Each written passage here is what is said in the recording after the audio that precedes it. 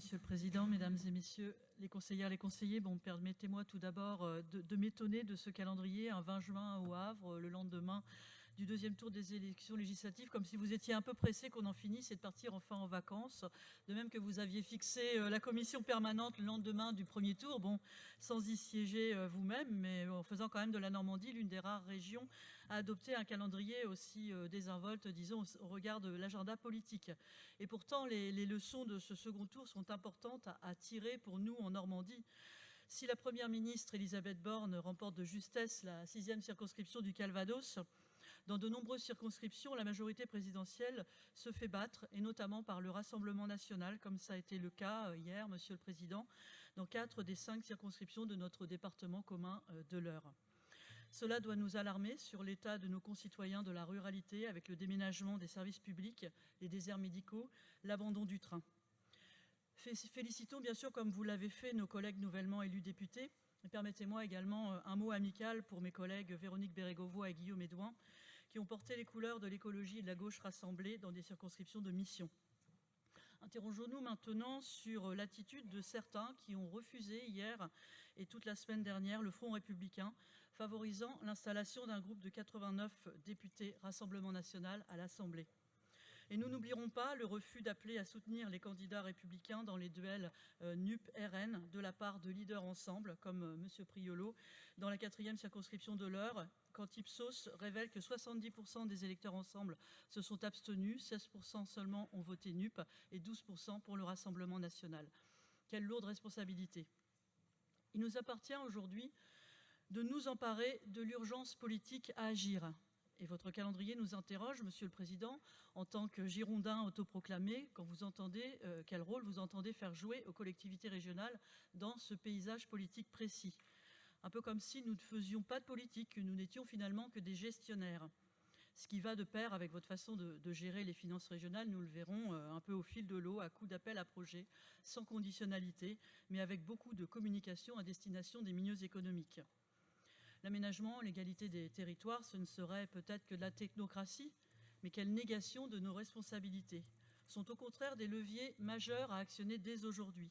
Quand l'actualité nous met mois après mois face à des records de chaleur, avec des niveaux qui dans certaines régions du globe deviennent létaux parce qu'un corps vivant ne peut plus transpirer correctement quand on approche 50 degrés et que les nuits sont aussi chaudes que les jours. Quand l'actualité nous met face aux conséquences de l'urbanisation incontrôlée, quand les sols ne peuvent plus absorber les précipitations et que cela crée, avec le changement climatique, des torrents dévastateurs qui ont coûté la vie à une femme à Rouen le week-end de la Pentecôte. Quand les scientifiques nous alertent sur l'urgence à agir maintenant pour limiter le changement climatique, quand des mini-tornades que personne n'avait prédites tuent, y compris en Normandie, comme sur les côtes de Villers-sur-Mer samedi soir. Quand 6 des 9 limites planétaires ont déjà été franchies, dont 2 en 2022. Que faisons-nous? Nous restons pris dans des routines de schémas d'après-guerre et nous dessinons sur des pages blanches des espaces naturels et agricoles, toujours et encore des actes, des échangeurs, des routes, des autoroutes, pour une logistique qui reste encore aujourd'hui à 90% routière. Quand nos voisins allemands révolutionnent leur politique de mobilité avec un ticket de transport illimité à 9 € par mois, que faisons-nous ici en Normandie? Des études, au mieux, pour annoncer qu'il n'est pas possible de réouvrir une ligne entre les préfectures voisines d'Évreux, dans l'Eure et Rouen, ou pour repousser au calendrier de la LNPN, en jouant au saut de mouton en attendant les travaux indispensables de doublement des lignes entre Paris et Mantes. Ça, c'est au mieux. Au pire, ce sont des trains que vous supprimez au mépris des usagers, en reportant l'unique responsabilité des dysfonctionnements sur votre partenaire SNCF, que votre vice-président Bertrand Degnaud qualifie de boîte de nuls. Mais qui sont ceux qui suppriment les trains, qui augmentent les tarifs, qui se battent pour inscrire des routes et des autoroutes dans les contrats de territoire avec les collectivités locales et l'État, plutôt que de se battre pour offrir à nos concitoyens des solutions de déplacement alternatives à la voiture quand le plein atteint 100 €, que tout le monde n'a pas les moyens de financer l'achat d'une voiture électrique. Pourtant, financer la réouverture d'une ligne ferroviaire comme Caen-Flers, cela coûterait 3 fois moins cher que la 2 fois de voie routière.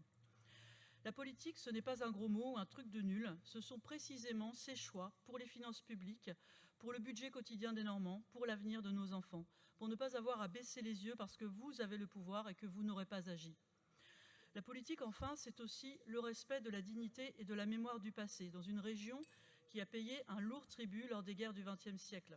Vouloir instrumentaliser la mémoire des vétérans pour en faire une attraction touristique choque les valeurs humanistes et suscite l'indignation de tous ceux qui font vivre cette mémoire sur nos territoires. Alors je vous demande aujourd'hui, Monsieur le Président, de nous montrer à la hauteur des défis de notre temps, sans insulter ni le passé, ni l'avenir. Merci.